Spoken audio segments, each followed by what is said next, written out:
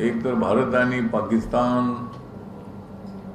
या दोन देशांमध्ये सध्या युद्धाचं वातावरण आहे आणि पाकिस्तानने अनेक वेळेला आतंकवाद्यांना सपोर्ट केलेला आहे आणि आतंकवाद्यांचे अड्डे त्यांनी चालवलेले आहेत आणि पहलगाममध्ये जो धाड हल्ला झाला तर त्यानंतर सिंदूर ऑपरेशन जे आहे ते आपल्या सरकारच्या वतीने आपल्या डिफेन्सच्या वतीने अनाऊन्स करण्यात आलं आणि पीओके मधले जे आतंकवाद्यांचे ट्रेनिंगचे अड्डे होते ते उद्ध्वस्त करण्यात आलेले आहेत. त्यानंतर पाकिस्तानची नाकेबंदी करण्याचा प्रयत्न भारताने केलेला आहे. अनेक महत्वाचे निर्णय सुद्धा घेतले आणि आपल्या अटॅकमुळे पाकिस्तान एकदम जेरीस आलेला आहे आणि पाकिस्तानच्या प्रधानमंत्र्यांनीच मान्य केले की भारतासोबत आम्ही लढू शकत नाही आणि भारत सरकारने त्यांना दिलेलं आहे की पाक व्याप्त काश्मीर जो आहे तो आमच्या हवाली करा, आतंकवादी ऍक्टिव्हिटी सगळ्या थांबवा. यानंतर पहलगाम असेल किंवा घुसखोरी असेल अशा पद्धतीची एक घटना घडता कामा नये आणि हे सगळं मान्य असेल तर ठीक आहे, अन्यथा आम्ही युद्धास तयार आहोत अशी भूमिका भारत सरकारची आहे आणि नरेंद्र मोदीजींनी अत्यंत ऍक्टिव्हली पहलगामचा हल्ला झाल्यानंतर मोठ्या प्रमाणामध्ये डिफेन्सला आझादी दिली आणि आतंकवाद्यांचे अड्डे उद्ध्वस्त केलेले आहे. पण माझ्या पक्षाची भूमिका अशी आहे की पीओके आपल्या ताब्यात आलाच पाहिजे. पीओके मध्ये आतंकवाद्यांचे ट्रेनिंगचे अड्डे होते आहेत आणि पीओके हा आपला भारताचा अविभाज्य घटक आहे. काश्मीरचा तो 1/3 जो एरिया पाकिस्तानच्या ताब्यात आहे तो आम्हाला मिळालाच पाहिजे आणि तो जर सहजासहजी पाकिस्तान देत नसेल तर पाकिस्तान बरोबर एकदा आरपारची लढाई करणं अत्यंत आवश्यक आहे आणि त्या तयारीमध्ये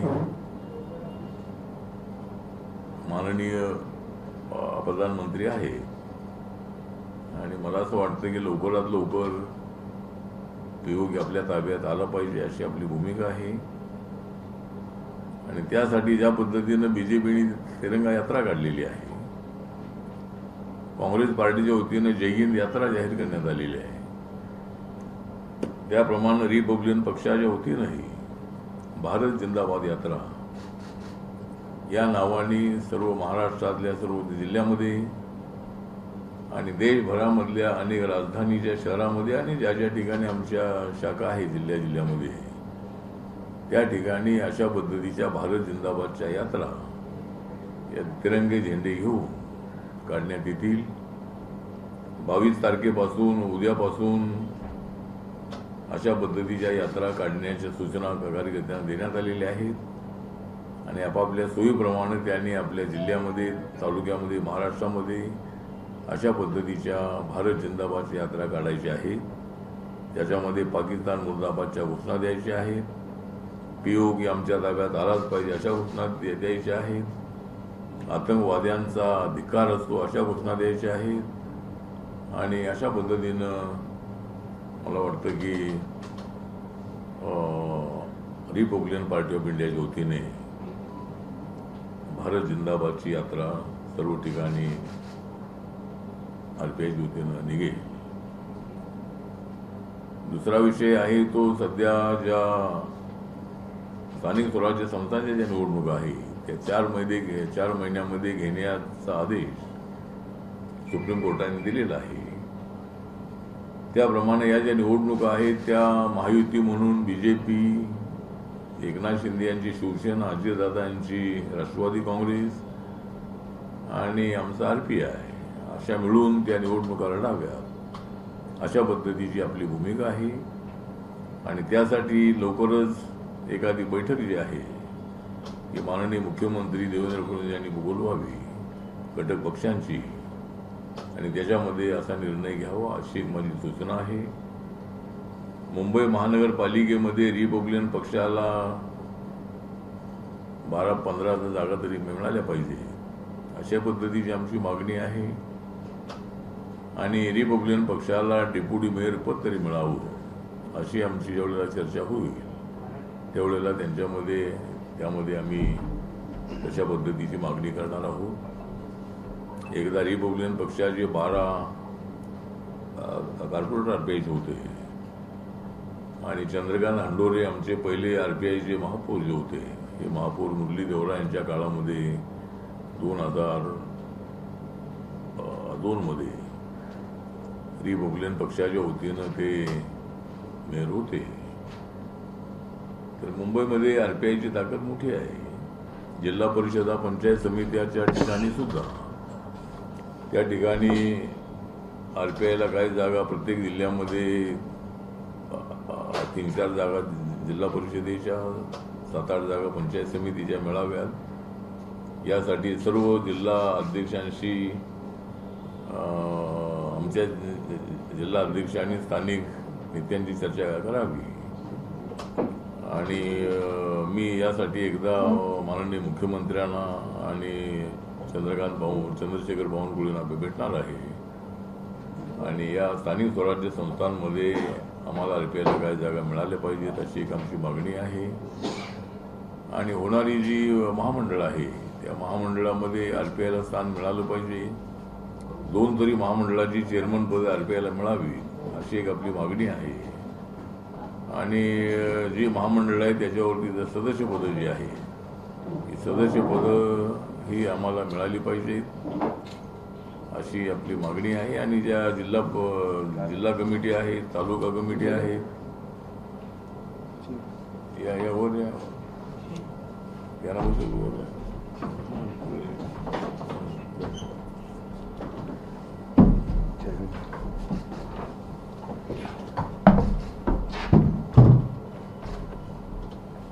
तर त्या ज्या कमिट्या आहेत त्या DPDC आणि बाकीच्या जिल्हा तालुक्याच्या कमिट्यामध्ये आम्हाला स्थान मिळावं अशी एक आपली मागणी आहे. आणि दुसरा विषय आहे तो पीपल्स एज्युकेशन सोसायटी. या सोसायटीमध्ये वादविवाद आहे. या ठिकाणी आनंदराज आंबेडकर बाबासाहेबांचे नातू आहेत, त्यांच्याबद्दल आम्हाला आदर आहे. प्रकाश आंबेडकर हे बाबासाहेबांचे नातू आहेत. आणि सगळ्यांचा दावा आहे की आम्ही CPE सोसायटीचे चेअरमन आहोत. त्यामध्ये प्रकाश आंबेडकर हे कायदेशीर लढाई म्हणजे ते त्यांचे कोर्टामध्ये वगैरे त्यांची केस आहे. पण सध्या PE सोसायटीची स्थिती अशी आहे, हे सगळे वाद ज्या वेळेला चॅरिटी कमिशनरकडे गेले त्यावेळेला चॅरिटी कमिशनरनी 2 वेळेला असा निकाल दिलेला आहे की आठवले या संस्थेचे चेअरमन आहे आणि बाकीच्याला कोणालाही चेअरमन पदाचा अधिकार नाही. त्यानंतर आनंदराज आंबेडकर आणि काही लोक कोर्टामध्ये गेले होते, हायकोर्टामध्ये. हायकोर्टाने सांगितलंय की कोण चेअरमन आहे हे ठरवण्याचा आमचा अधिकार नाही, हा अधिकार चॅरिटी कमिशनरचा आहे. आणि त्यामुळे चॅरिटी कमिशनरनी आपल्या बाजूनी 2 वेळेला निकाल दिलेला आहे. त्यानंतर चंद्रकांत दादा पाटील एज्युकेशन मिनिस्टर मागच्या वेळेला असताना त्यांनी 8-10 मिटिंगा बोलावल्या, सर्व लिगल ॲडवाइस घेतला आणि सर्व रेकॉर्ड पाहून त्यांनी सांगितलं की आठवले हेच या संस्थेचे चेअरमन आहे. आणि तशा पद्धतीचे आदेश त्यांनी सर्व युनिव्हर्सिटीना, म्हणजे सर्वात जास्त कॉलेज आमचे डॉक्टर बाबासाहेब आंबेडकर मराठवाडा युनिव्हर्सिटीमध्ये छत्रपती संभाजीनगरला आहेत. त्यानंतर मुंबईमध्ये आमचे अनेक कॉलेजेस आहेत. मुंबई विद्यापीठामध्ये, पुणे विद्यापीठामध्ये एक कॉलेज आहे आणि बेंगलोरमध्ये कॉलेज आहे. त्यानंतर बोधगयामध्ये कॉलेज आहे, शाळा आहे. असे जवळजवळ आमच्या संस्थेमध्ये 1 लाखापेक्षा जास्त विद्यार्थी शिकत आहेत. तर या वादामध्ये आज आम्ही एक बैठक आमची ठेवली होती आनंद भवनमध्ये. चेअरमनचं चेअरमनची कॅबिन आहे आणि त्या ठिकाणी मिटिंग घेण्यासाठी हॉल आहे. तर त्या देवेन भारती जे नवीन झालेले पोलीस आयुक्त आहे त्यांना आमचं शिष्टमंडळ भेटलं होतं आणि त्यांना सांगितलं होतं की आम्हाला तिथे आमचं ऑफिस आहे, आमच्याकडे सगळे पुरावे आहेत आणि आम्हाला त्या ठिकाणी ज्या ठिकाणी आमचं ऑफिस आहे तिथं आम्हाला बैठक घ्यायची आहे. पण त्यांनी बैठकीला सुरुवातीला परवानगी दिली, पण नंतर रात्री उशिरा 10 वाजता काहीतरी DCPकडून आमच्या लोकांना नोटीस आली की त्या ठिकाणी काही तुम्हाला मिटिंग घेता येणार नाही. आणि मग आम्ही ती मिटिंग घेतली. लॉ कॉलेजचे प्रिन्सिपल आमचे मस्के जे आहे त्यांची जी काही कॅबिन आहे त्या ठिकाणी मिटिंग आम्ही घेतली. याबद्दल आमचं म्हणणं असं आहे की पोलिसांनी कायदा हा पाहायला पाहिजे. बेकायदेशीर घुसखोरी करणाऱ्या लोकांना पाठिंबा देता कामा नये. आणि या ठिकाणी चॅरिटी कमिशनर, कोर्ट आणि एज्युकेशन मिनिस्ट्री, एज्युकेशन डिपार्टमेंट हे सगळं माझ्या बाजूनं म्हणण्यापेक्षा माझ्या बाजूने सगळे निकाल आहेत. त्यामुळं आम्हाला त्यांनी संरक्षण द्यावं किंवा आम्हाला तिथं मिटिंग घेण्याची परवानगी द्यावी असं आम्ही सांगितलं होतं आणि मिटिंगला परवानगी त्यांनी दिली. त्यांच्या परवानगीची आम्हाला आवश्यकता नाही, परंतु आम्ही त्यांनी सांगितलं तिथं मिटिंग घ्या आणि रात्री अचानक म्हणाले बाबा त्या ठिकाणी मिटिंग घेता येणार नाही. कारण अपोजिशनवाल्यांनी सांगितलं की आम्ही चेअरमन आहोत. आनंदराज म्हणतात की मी चेअरमन आहे. ते चेअरमन असतील तर त्यांनी काही पुरावे दाखवावे. हायकोर्टाचा निकाल त्यांच्या बाजूनं आहे का, चॅरिटी कमिशनचा निकाल त्यांच्या बाजूनं आहे का, एज्युकेशन डिपार्टमेंटचा निकाल त्यांच्या बाजूनं आहे का. असं काही नसताना त्या ठिकाणी त्यांचं ऐकणं बरोबर नाही आहे. त्यामुळं मुंबई पोलीस हे एवढे स्ट्रॉंग असतानाही त्यांनी सगळी आबरू घालवली असं माझं मत आहे. म्हणजे एवढीशी गोष्ट आहे आणि सगळं आमच्या बाजूने असताना ते म्हणतात ते ॲडव्होकेट जनरलला विचारलं पाहिजे. आता ॲडव्होकेट जनरलला विचारलं पाहिजे. सगळे निकालाचे कायदे हे सगळे ते निकाल आपल्या बाजूनं आहेत. तर अशा पद्धतीनं पोलिसांनी काय जी भूमिका घेतलेली आहे ती योग्य नाही. त्यामुळं मुंबई पोलिसांची तक्रार करण्यासाठी मी मुख्यमंत्र्यांना भेटणार आहे आणि सरकारमध्ये आमचा पक्ष आहे आणि सरकार आमचं असतानाही पोलीस जर आमचं ऐकत नाही आहे तर हे काय बरोबर नाही आहे. विषय छोटासाच विषय आहे. आणि आनंदराज आणि बाबासाहेब आंबेडकरांनी सांगितलेलं आहे की माझ्या फॅमिलीतला कुणी माणूस असल्या ट्रस्टवर येता कामा नये. हा ट्रस्ट हा समाजाचा ट्रस्ट आहे आणि त्यामध्ये आंबेडकर फॅमिलीमध्ये कुणी असू नये अशी भूमिका बाबासाहेबांनीच मांडलेली आहे. तरी ज्या बाबासाहेबांनी घटना दिली, कायदा केला, त्या कायद्याला तोडण्याचंच काम हे आनंदराज आंबेडकर आणि जर हे करत असतील तर ते बरोबर नाही आहे. त्यांनी निकाल आपल्या बाजूला लावून घ्यावा. त्यांनी सुप्रीम कोर्टामध्ये जावं आणि आपण कसे चेअरमन आहोत ते सिद्ध करावं. त्यांनी जर ते चेअरमन आहे ते जर सिद्ध केलं तर आम्ही तिथं जाणार नाही आम्ही. त्यामुळं आम्ही आंबेडकर फॅमिलीचा आदर करतो. आम्हाला काय वादविवाद करायचा नाही. पण ते बेकायदेशीर त्या ठिकाणी नेहमी कधी कधी जातात, तिकडे बसतात आणि मी ते चेअरमन आहे. त्यांच्याकडे चेअरमन असल्याचा कसलाही पुरावा नसताना असं इलिगल बेकायदेशीर वागणं बरोबर नाही. आणि त्या बेकायदेशीर वागणूक करणाऱ्यांना पाठिंबा अप्रत्यक्ष देण्याचा प्रयत्न पोलीस करतायत. म्हणून मुंबई पोलिसांची तक्रार करण्यासाठी गृहमंत्री आणि मुख्यमंत्री देवेंद्र फडणवीस यांना आमचं एक शिष्टमंडळ भेटणार आहे सोसायटीचं आणि ही सगळी माहिती आम्ही त्यांना देणार आहोत. त्यामुळं हे काय आज आम्हाला त्यांनी परवानगी देणं अत्यंत आवश्यक होतं. त्या ठिकाणचा जो टाळा आहे तो कुलूप काढून तिथं आम्हाला परवानगी द्यायला हवी होती, पण तशी अगोदर दिली परवानगी आणि नंतर त्यांनी अशी नोटीस रात्री पाठवली. तर मिटिंग आमची झाली, पोलीस बंदोबस्त होता, पण मुंबई पोलिसांनी काय आम्हाला सहकार्य केलेलं नाही. म्हणून CMकडे आम्ही तक्रार करणार आहोत.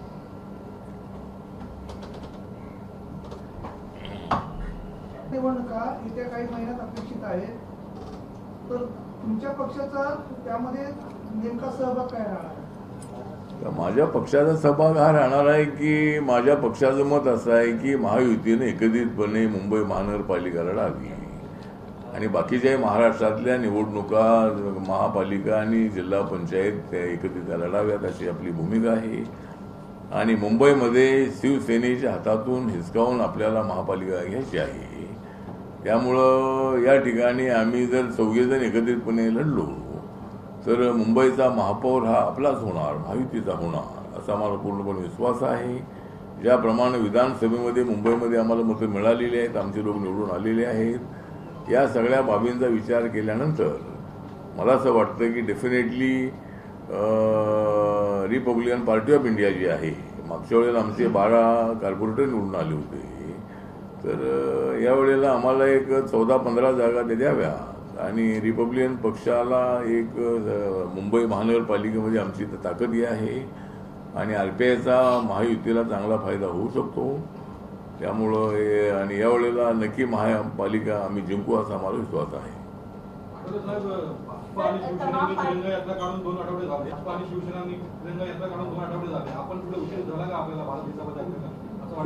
काय